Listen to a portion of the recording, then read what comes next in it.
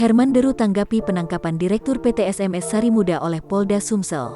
Sarimuda yang menjabat sebagai Direktur PT Sriwijaya Mandiri Sumsel ditangkap anggota Subdit 2 Harda Direktorat Reserse Kriminal Umum Kepolisian Daerah Sumsel.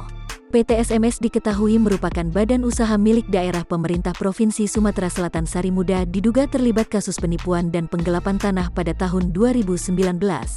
Menanggapi hal tersebut, menurut Gubernur Sumatera Selatan Herman Deru, sebagai gubernur dia merasa prihatin.